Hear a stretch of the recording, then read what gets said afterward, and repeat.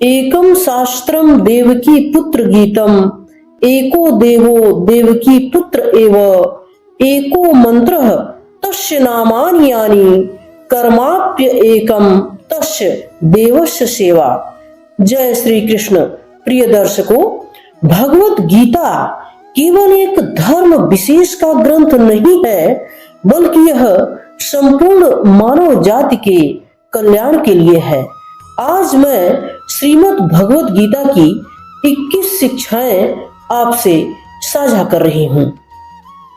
ईश्वर जिन्हें ऊंचाई पर पहुंचाना चाहते हैं, उन्हें सबसे ज्यादा तकलीफ देते हैं, ताकि तकलीफ से लड़ते लड़ते वह एक दिन मंजिल पर पहुंच जाए।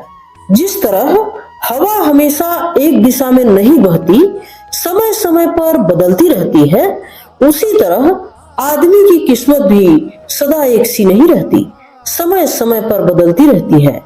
इसलिए समय जब खराब हो तो परेशान ना हो, क्योंकि समय जरूर बदलेगा। एक चिड़िया ने मधुमक्खी से पूछा कि तुम इतनी मेहनत से शहद बनाती हो और इंसान उसे चुरा ले जाता है, तुम्हें बुरा नहीं लगता?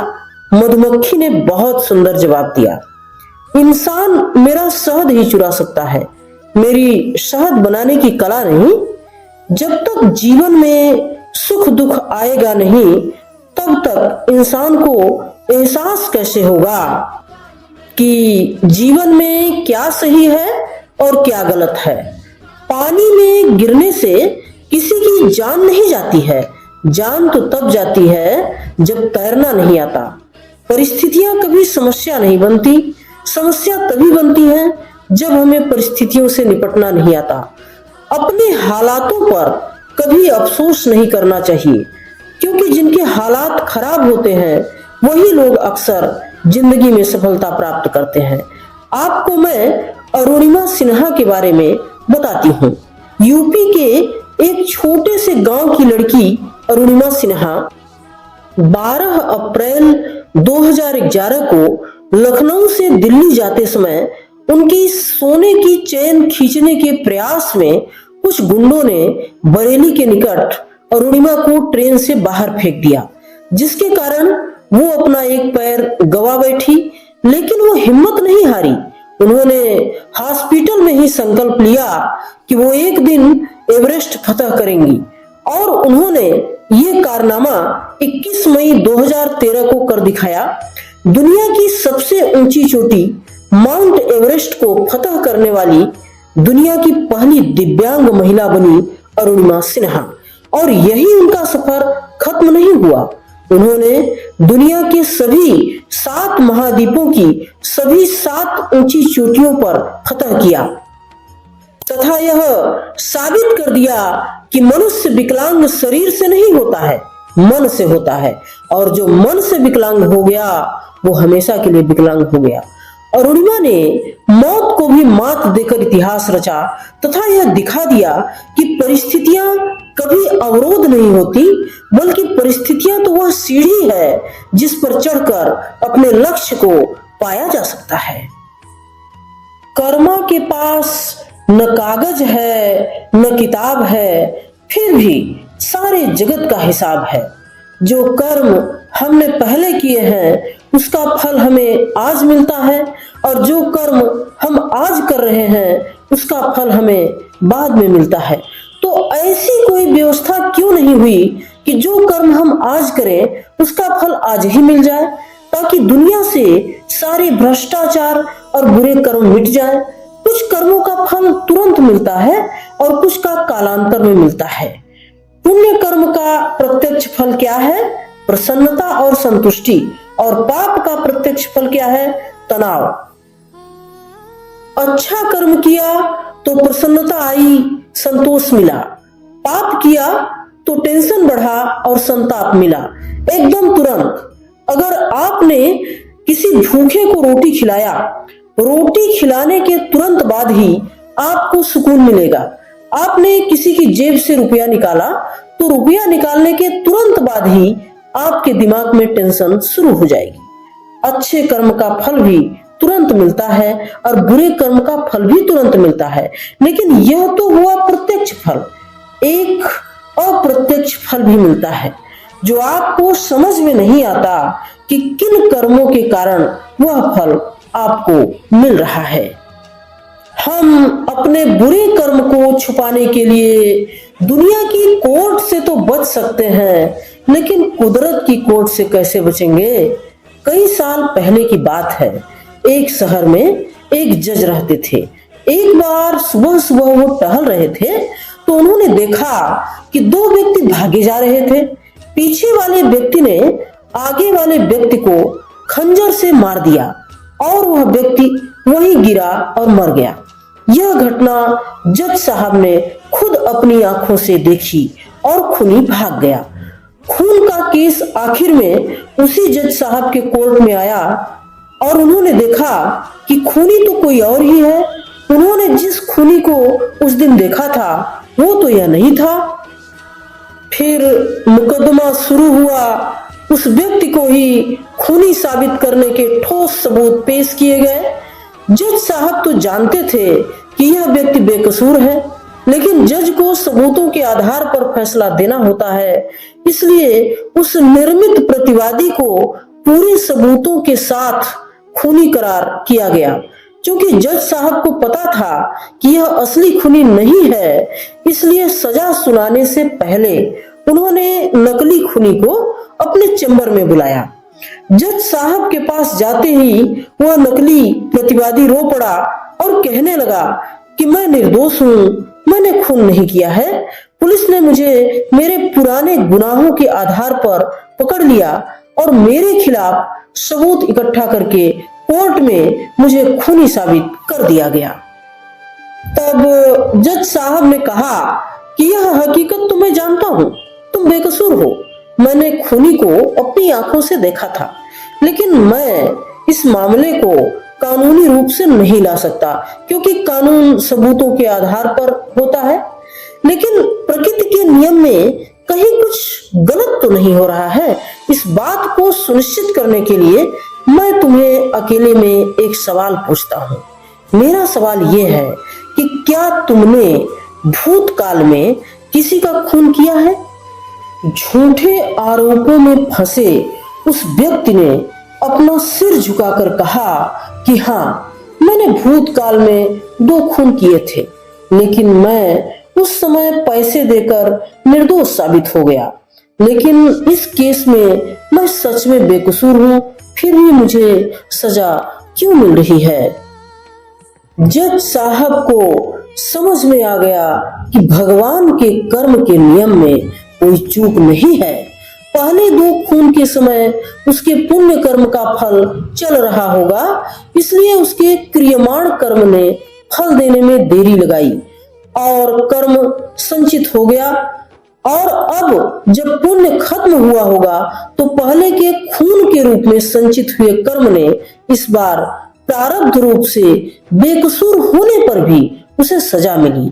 कर्म के नियम में किसी भी वकील की दलील नहीं चलती और न ही किसी की सिफारिश चलती। कर्म किया है तो उसका फल भी मिलेगा। दुनिया में कुछ भी बिना किसी कारण के नहीं होता है। एक बार की बात है, एक गांव में एक गरीब औरत रहती थी। उसका एक बच्चा था, लेकिन एक बार किसी घटना में उस बच्चे की एक उंगली कट गई। वह दुखी हुई कि मेरे ही बच्चे के साथ ऐसा क्यों हुआ। एक दिन उस गांव में एक मायावी राक्षस आया। वह राक्षस अपनी शक्ति बढ़ाने के लिए बहुत सारे बच्चों की बलि देता था। वह बाकी बच्चों के साथ उस महिला के बच्चे को भी बलि के लिए ले गया। लेकिन जैसे ही उसने देखा कि बच्चे की एक उंगली कटी है तो उसने बच्चे को छोड़ दिया।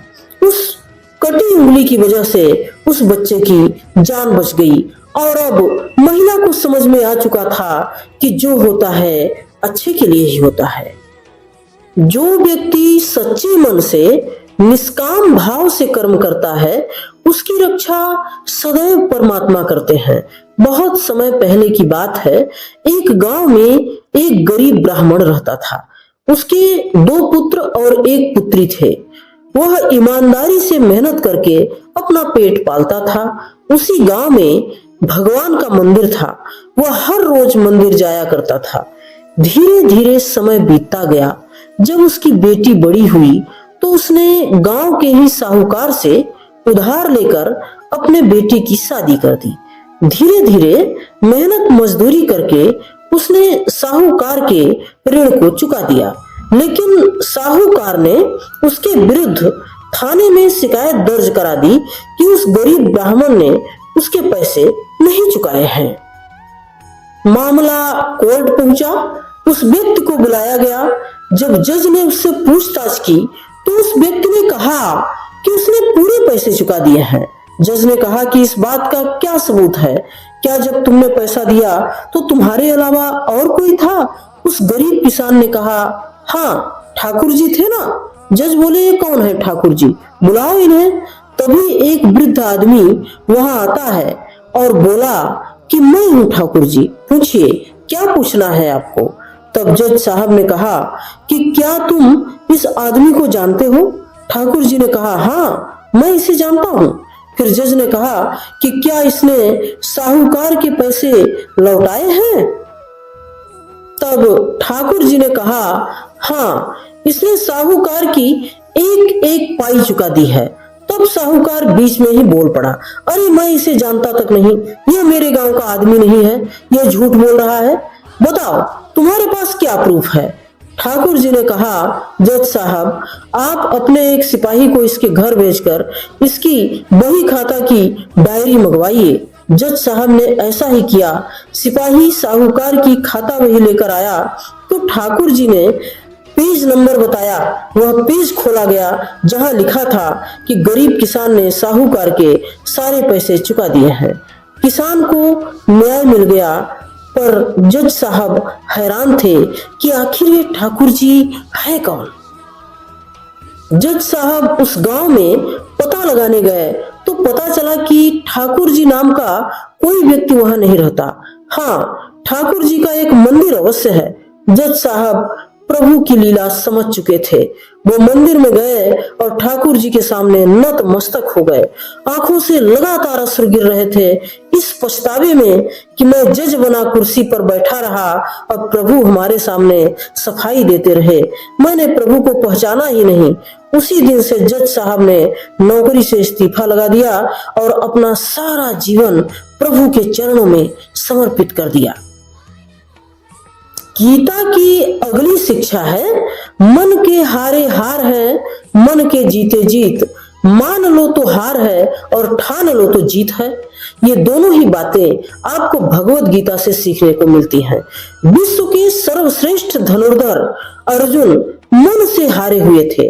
अर्जुन का गांडीव हाथ से छूट गया, उनका शरीर कांप रहा था। अर्जुन के पास साहस, सामर्थ्य, सब कुछ होने के बाद भी युद्ध से पहले ही वो हार मान चुके थे। तब विश्व के सबसे बड़े मोटिवेशनल स्पीकर भगवान श्री कृष्ण ने अर्जुन के मनोरोग को समझा और उनके मन का इलाज किया, क्योंकि भगवान को पता था कि अर्जुन मन से कमजोर पड़ गया है। भगवान ने उनके मन को इस तरह मोटिवेट किया कि युद्ध से पहले ही अर्जुन को युद्ध का विजेता घोषित कर दिया।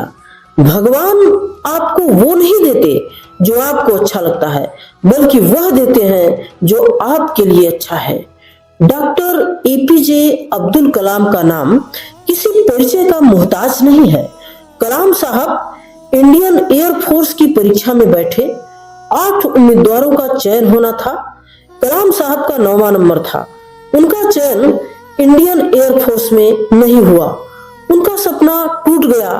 उस वक्त कौन जानता था कि उनके इस सपने का टूटना सिर्फ उनके लिए नहीं, बल्कि पूरे देश के लिए अच्छा था। और सबसे बड़ी भूमिका के रूप में उन्हें देश की सेवा करनी थी।